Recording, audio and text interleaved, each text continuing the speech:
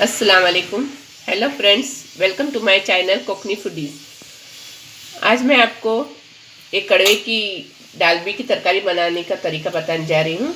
ये कड़वे हमने परसों फूकते रखे थे पानी में भिगोकर, फिर कल इसे छन्नी में डाल के रखे थे, तो इसमें ऐसे कोम आ गए हैं। कोम हुई दालें खाने के लिए अच्छी रहती है, सेहत के लिए अच्छी रहती है। अब मैं इसकी तरकारी कैसे बनाएंगे वो मैं बताती हूँ। हमारे यहाँ इसे पावटे की तरकारी भी बोलते हैं और डालबी की तरकारी भी बोलते हैं। ये आधा किलो लिए है मैंने, और ये उसमें 2 प्याज ली हूँ काट कर, 1 टमाटर बारीक काट के ली हूँ, नमक टेस्ट के मुताबिक है, हल्दी आधी चम्मच है और 2 चम्मच लाल मिक्स मसाला है, और ये कड़ी पत्ता है। मैंने लगनी गैस ऑन करके लगनी रखी हूँ, उसमें तेल डाली हूँ 3 चम्मच। तेल गरम हो चुका है। अब मैं तेल गरम हो चुका है, अब मैं इसमें कड़ी पत्ता डालूंगी।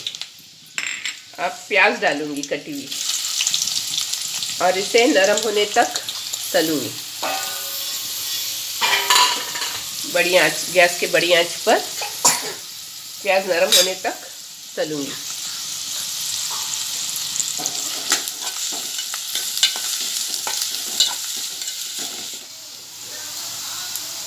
ये देखिए प्याज अच्छे से नरम हो गई है। अब मैं इसमें टमाटर डालूंगी कटा हुआ। इसे भी मैं प्याज के साथ तेल में भूनकर नरम करूंगी।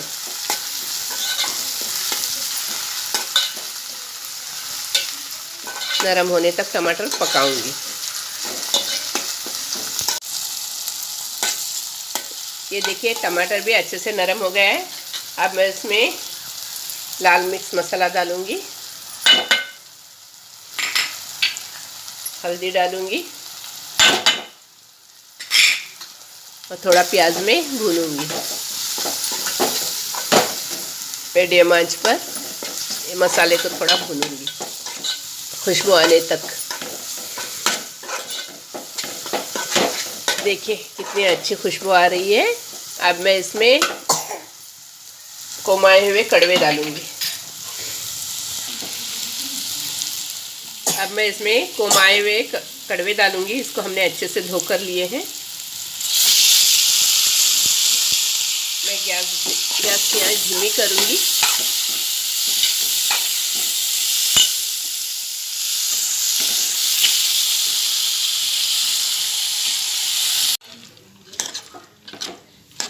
ये देखिए तरकारी में मसाला अच्छे से मिक्स हो गया है। मैंने गैस फुल आंच पर रखी हूँ। अब मैं इसमें नमक डालूंगी।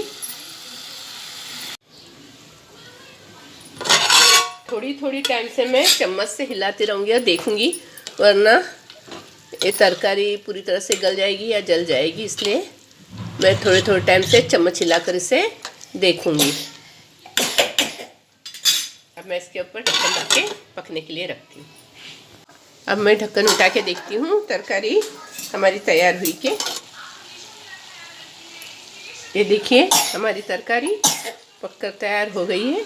अब मैं इसे प्लेट में निकाल कर आपको दिखाती हूँ। इसकी खुशबू भी बहुत ही अच्छी आ रही है। ये बहुत ही टेस्टी बनी है। इसे हम रोटी, चावल की रोटी या गेहूं की रोटी के साथ खाएंगे तो बहुत ही अच्छी लगती है। मैं आपको अभी प्लेट में निकाल कर दिखाती हूँ।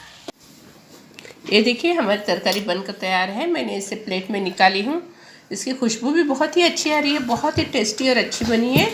आप भी ऐसी तरकारी बनाइए, और इसे हम रोटी के साथ, चावल या गेहूं की रोटी के साथ खाएंगे तो बहुत ही अच्छी लगती है। आप भी ऐसे ही तरकारी घर में बनाइए, और प्लीज़ मेरे चैनल, आपको ये रेसिपी पसंद आए तो मेरे चैनल को लाइक, शेयर और सब्सक्राइब कीजिए। Thank you.